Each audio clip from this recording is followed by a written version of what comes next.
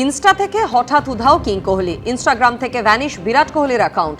Search করলে দেখা মিলছে না বিরাট কোহলির অফিসিয়াল অ্যাকাউন্টের। বৃহস্পতিবার রাত থেকে হঠাৎই বন্ধ তার ইনস্টা অ্যাকাউন্ট। ইনস্টাগ্রামে বিরাট কোহলির ফলোয়ারের সংখ্যা 27,40,00,000-এরও বেশি। ভারতীয়দের মধ্যে বিরাট কোহলিরই ইনস্টা ফলোয়ারের সংখ্যা সবচেয়ে বেশি। আচমকা তার অ্যাকাউন্ট বন্ধ হয়ে যাওয়ায় তোলপাড় নেট দুনিয়ায়। বিরাট কোহলি, তার ম্যানেজমেন্ট টিম বা ইনস্টাগ্রামের তরফে এই নিয়ে এখনো পর্যন্ত কিছু জানানো হয়নি। বিরাট কোহলির অ্যাকাউন্ট ইচ্ছাকৃতভাবে বন্ধ করা হয়েছে নাকি সেটা কোনো প্রযুক্তিগত সমস্যার ফল, তা নিয়েও তৈরি হয়েছে ধোঁয়াশা। সম্প্রতি সোশ্যাল মিডিয়ায় খুব একটা দেখা যেত না বিরাট কোহলিকে। ইনস্টা থেকে হঠাৎই উধাও কিং কোহলি, ইনস্টাগ্রাম থেকে ভ্যানিশ বিরাট কোহলির অ্যাকাউন্ট। সার্চ করলে দেখা মিলছে না বিরাট কোহলির অফিসিয়াল অ্যাকাউন্টে।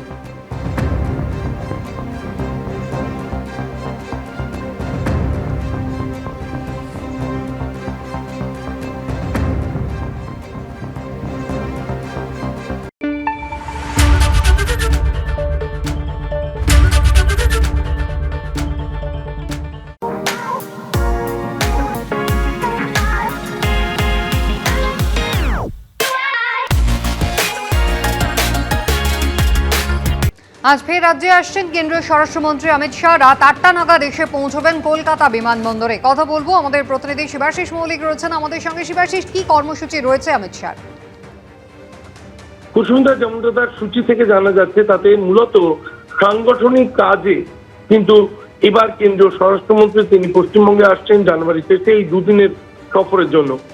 আজ সন্ধ্যা 6:30 নাগাদ গুয়াহাটি এয়ারপোর্ট থেকে আসাম থেকে তিনি পশ্চিমবঙ্গে আসবেন। রাত 8:05 নাগাদ কলকাতা বিমানবন্দরে অমিত শাহ অবতরণ করার কথা রয়েছে।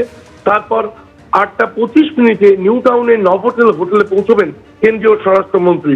আধ ঘন্টা তার বিরতির জন্য সময় রাখা হয়েছে। এরপর 9টা থেকে 10টা পর্যন্ত বঙ্গ বিজেপির কোর কমিটির বৈঠকে উপস্থিত থাকবেন প্রাক্তন সর্বভারতীয় সভাপতি হিসেবে বিজেপির অমিত শাহ। এরপরই কিন্তু আগামীকালকের সূচি, আগামীকালকে তিনি 10:40 নাগাদ তার হোটেল থেকে বেরিয়ে 11:10 নাগাদ ব্যারাকপুরের আনন্দপুরী খেলার মাঠে পৌঁছবেন। সেখানে তার একটি কর্মী সম্মেলন বিজেপির তরফে আয়োজন করা হয়েছে। এরপর সেখান থেকে বেরিয়ে তিনি কলকাতা বিমানবন্দর থেকে বাগডোগরার উদ্দেশ্যে পাড়ি দেবেন। বাগডোগরা বিমানবন্দরে নেমে বাগডোগরাতেই তার একটি সাংগঠনিক সভা আয়োজন করা হয়েছে বিজেপির তরফে।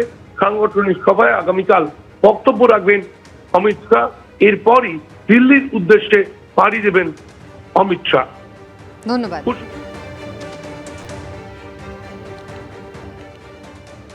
রাজ্যে ফের একবার আসছেন কেন্দ্রীয় স্বরাষ্ট্রমন্ত্রী অমিত শাহ, আর এই দুদিনে ঠাসা কর্মসূচি রয়েছে তার। এই নিয়ে কি বলেছেন বিজেপি বিধায়ক আনন্দময় বর্মন, শোনাবো। পাল্টা উত্তর এসেছে তৃণমূল কংগ্রেসের পক্ষ থেকেও।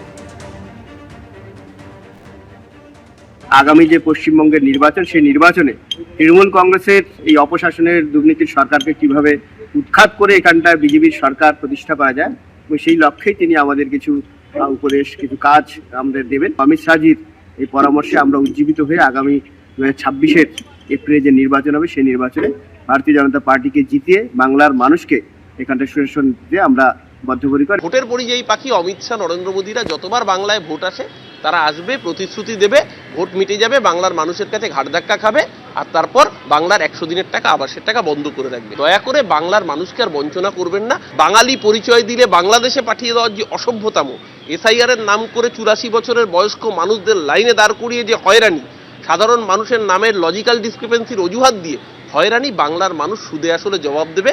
এই নির্বাচনে লিডার অফ অপোজিশন হতে গেলে যে 30টা আসন দরকার, সেই আসনও ভারতীয় জনতা পার্টি পাবে না। এবিপি আনন্দ, এগিয়ে থাকে, এগিয়ে রাখে।